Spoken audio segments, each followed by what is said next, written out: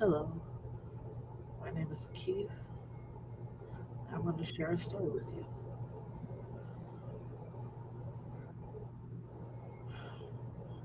If you look at me, I look old.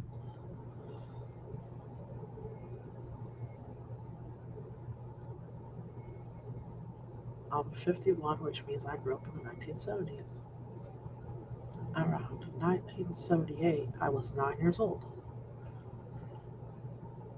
My dad had just arrived home from work where he builds houses.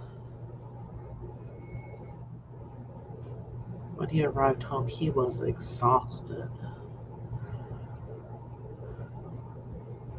He'd take off his hat and his jacket. He would take off his shoes and his socks. Oh boy, did they stink.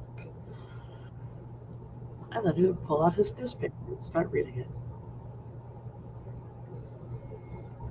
Oh man, was I excited to see my dad.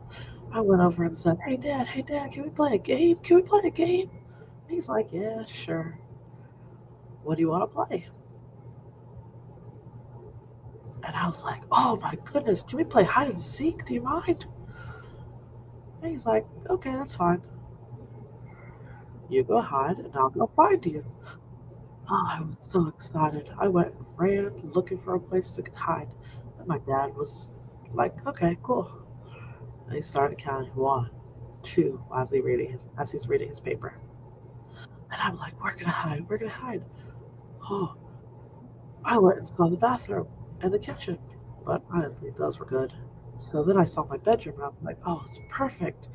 I looked and I saw the closet and I was like, nah, the closet's not that good. Then I saw my bed and I was like, oh, it'll be perfect if I hide under my bed. So there I am crawling into my bed. My dad will never find me. I waited 5 minutes, 10 minutes, 15 minutes. I waited. And then I decided I gotta go see where my dad is. Because I can't find him. I was wondering where he was. And he was dead asleep reading his paper. But I didn't know that, so I just was waiting. And then I decided something must have happened. So I was gonna go see him, go find him, and see what happened.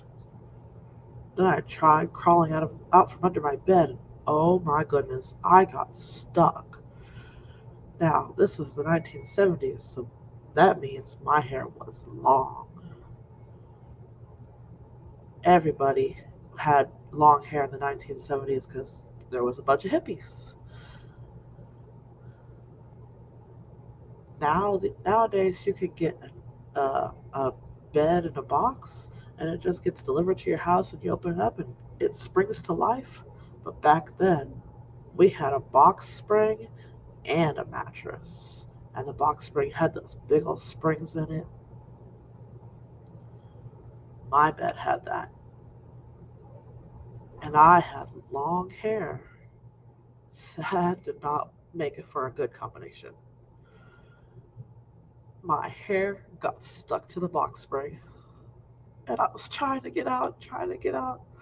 So then I started screaming, help, help. And my dad was dead asleep. And I just kept screaming help, but I didn't know what to do. So I thought, maybe if I start banging on the floor, it would cause vibrations that would wake him up. So I started banging on that floor and banging on the floor and screaming, help, help, and kicking the floor and screaming. But he was dead. He was out. Oh, I forgot to let you know. I live in an apartment. So here I am, screaming and banging on the floor, and this poor old woman lived underneath of us with a cat. And she's there petting her cat, and all of a sudden she looks up at the ceiling and she's like, oh my goodness, I hear a kid screaming, help, help! The dad must be beating that poor kid. I'm gonna have to call the cops. And they had the dial phones back then, so she had to dial up the cops. And she called, as soon as the cops answered, she said, there's a man beating a boy upstairs. So the cops showed up and knocked on the door. And there's a paper next to the door that says, please ring the doorbell. As soon as he rang the doorbell, the lights started flashing, and My dad woke up and he's like, "Who the heck is at my door?" I didn't get a fax that somebody was coming to visit me. Who is it? So he opened the door and saw the cops, and they started trying to talk to him. But he was deaf, so he couldn't understand them. But he had a bunch of pens in his pocket and paper, so he pulled out the pen and paper and handed it to the cops. The cops wrote down that I was being beat and screaming and yelling, and he was like, "Oh my God, I forgot my son playing hide and seek. Let's go find him." So they walked down the hall and they finally found me in the bedroom. My dad looked, the police looked, and I'm just there laying, "Help, help," and banging on the ground and screaming, "Help, help."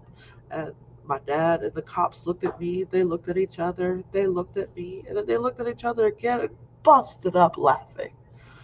They thought it was the funniest thing they had ever seen, and then the cops just left. And my dad kind of giggled and then grabbed some scissors and cut my hair. I couldn't believe the cops had just left. Well, that was the story of my life in the 1970s. The cops just left. They didn't care. Have a great day, everyone. And also, if you are deaf parents with a child and you play hide and seek with them, the moral of the story is to cut their hair short.